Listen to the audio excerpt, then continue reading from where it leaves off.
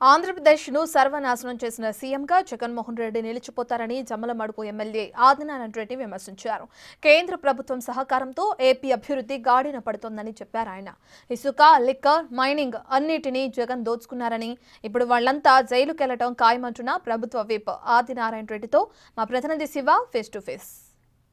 ఆంధ్రప్రదేశ్లో కూటమి ప్రభుత్వం ఏర్పాటై దాదాపు ఏడాది పూర్తింది. అయితే ఈ ఏడాదిలో ఆంధ్రప్రదేశ్ పాలన ఎలా ఉంది, సంక్షేమ పథకాల అంశాలపై మనతో మాట్లాడడానికి బీజేపీ ఎమ్మెల్యే రాష్ట్ర ఉపాధ్యక్షుడు ఆదిరెడ్డి మనతో ఉన్నారు. సార్ ఇప్పుడు ఈ ఏడాది పాలన ఆంధ్రప్రదేశ్లో అభివృద్ధి ఎలా ఉంది, సంక్షేమ పథకాల అమలు విషయంలో ఎలా ఉంది, ఏంటి? విధ్వంస పాలన నుండి విశిష్టత పాలన, సంక్షేమం పెరిగింది, అభివృద్ధి పెరిగింది. రేషను 1వ తేదీ నుంచి 15వ తేదీ వరకు రెగ్యులర్గా ఇండ్ల దగ్గర గతం అని చెప్పి తప్పు చేస్తే అది కాదు.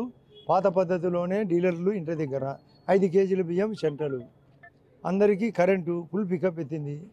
అదే కాకుండా 4,000 రూపాయలు పెన్షను, ఇసుక పాలసీ పికప్ ఎత్తింది. కారణము గతంలో 4 గంటలు 5 గంటల రేటు ఇప్పుడు సాధారణ రేటుకు దొరుకుతుంది.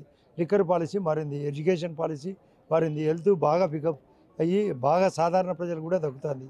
అన్న క్యాంటీన్ చెప్పకుండా కూడా వచ్చింది. మిగతా 6 పథకాలు సూపర్ 6 ఈ 12వ తేదీ అంటే రేపు కానీ ఎల్లుండి కానీ 100% అమ్మకు వందనం, ఆ తర్వాత రైతుకు వందనం, సెంట్రల్ ఇచ్చే 2,000 రూపాయలతో కలిపి 5,000 రూపాయలు. అది కాకుండా ఆగస్టు 15 నుంచి బస్సు ప్రయాణం, రోడ్లు గుంతలు పూడ్చడమే కాకుండా గ్రామీణ ఉపాధి పూర్తి స్థాయిలో ఉండడం వలన సందులోకి రోడ్లు పెరిగినాయి. ఇండ్లు రీస్టార్ట్ చేసినాం.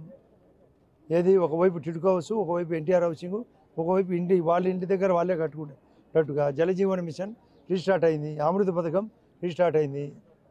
అయితే ఈ ఏడాదిలో సంక్షేమ పథకాల సరే ఏ ఒక్క పథకం కూడా అమలు చేయలేదు. కేవలం పింఛను, గ్యాస్ వీటికి సంబంధించి మాత్రం మిగతా పథకాలు అమలు చేయలేదు. బట్ రాష్ట్ర ప్రభుత్వం భారీగా అప్పులు చేస్తున్నారు. ఈ నిధులు ఎక్కడికి వెళ్తున్నాయంటూ వీటి వెన్నుపోటు దినంగా భావిస్తూ వైసీపీ వెన్నుపోటు దినంగా దీన్ని భావించారు. సో దీనికి వెన్నుపోటు దినానికి మీరు ఎలా చెప్తారు?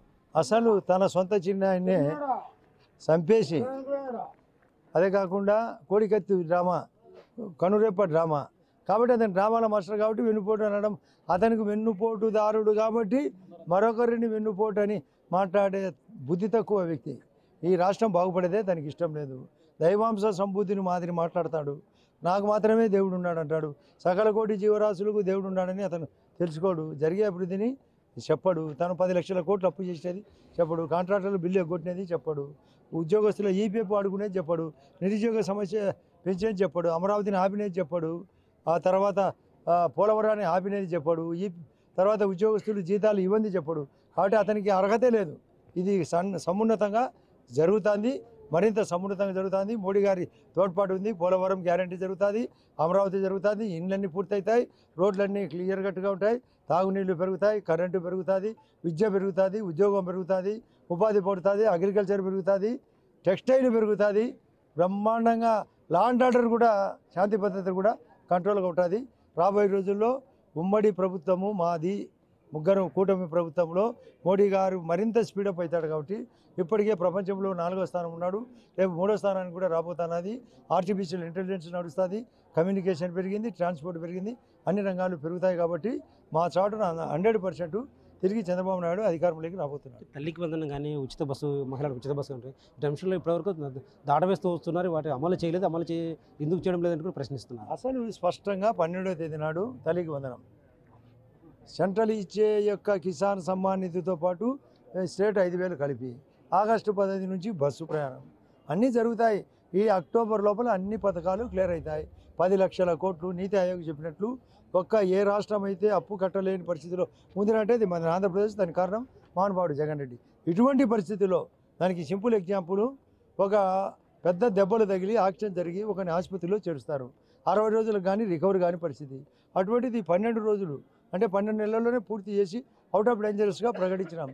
అటువంటి పరిస్థితులు అతను చేసిపోతే మేము మేలు చేస్తా అంటే అతను వెన్నుపోటు వినడం ఏంది? వెన్నుపోటుకు బ్రాండే అతను. అన్ని దానిలో దరిద్రం చేసినాడు. ఇందు గలడందు లేడని అన్ని రంగాల్లో దెబ్బ కొట్టిన ఆ యొక్క జగన్ రెడ్డి, ఆ జగన్ రెడ్డి మనుషుల యొక్క పాలన అమరావతిలో ఆ భాష ఏంది? ఇటువంటి దరిద్రుడు రాకూడదని అందరం కోరుకుంటున్నారు. ఖచ్చితంగా 1 ఇయర్ పాలన బాగుంది, 11 ఏళ్ళ పాలన బాగుంది. రాష్ట్రాన్ని అభివృద్ధి చేయకుండా కేవలం వైసీపీ ఆరోపణలు వేస్తూ, నిందలు వేస్తూ డైవర్షన్ పాలిటిక్స్ పాల్పడుతున్నారంటూ కూడా చెప్తున్నారు. నిందలు వేయాల్సిన అవసరమే లేదు. అతను చేయని తప్పులు లేవు. తప్పులు ఎన్నువారు తమ తప్పులు ఎరుగారని, తప్పులు తండోపతండమని ఆ యొక్క సామెతకు తగ్గట్టుగా అతను చేసిన తప్పులు ఆయన తప్పుల కోసమే మాట్లాడములే. మేము 100% పర్ఫెక్ట్గా ఉన్నాం. అతని విలనిజం, మాది హీరోయిజం. అంటే ఈ కడప జిల్లాలో ముఖ్యంగా మీ కాన్స్టిట్యూన్సీలో జమ్మలమడుగులో స్టీల్ ప్లాంట్ విషయంపై కేంద్ర ప్రభుత్వం కూడా కాస్త వెనకడుగు వేసింది. రాష్ట్ర ప్రభుత్వం మాత్రం ఆదిలో దొరుకుతుంటారు. అంటే కేంద్ర ప్రభుత్వం ఎందుకు స్టీల్ ప్లాంట్ విషయంలో వెనకడుగు వేసిందంటారు? అసలు స్టీల్ ఫ్యాక్టరీ JSW రాబోతుంది. ఆల్రెడీ పనులు స్టార్ట్ అయినాయి. మీరు పోయి చెక్ చేయొచ్చు. గోడ కానీ, రోడ్డు కానీ, కరెంటు కానీ, డ్రింకింగ్ వాటర్ కానీ పికప్ అయింది. అది తెలియక అది ఒక చాటున ఉంది కాబట్టి, కొండలో ఉంది కాబట్టి లేదనుకుంటున్నారు. అది రీస్టార్ట్ అయింది. రైట్. ఆంధ్రప్రదేశ్లో అభివృద్ధి ఏడాదిలో దూసుకుపోతుంది. ప్రతి సంక్షేమ పథకానికి అమలు చేయబోతున్నాం. రాబోయే రోజుల్లో కూడా తల్లికి వందనంతో పాటు రైతు భరోసా, తర్వాత ఉచిత బస్సు కూడా తొందరలో ప్రారంభించబోతున్నాడు ఎమ్మెల్యే అది చెప్తున్నారు. కెమెరా పర్సన్ సుదర్శన్తో శివ, బిగ్ టీవీ.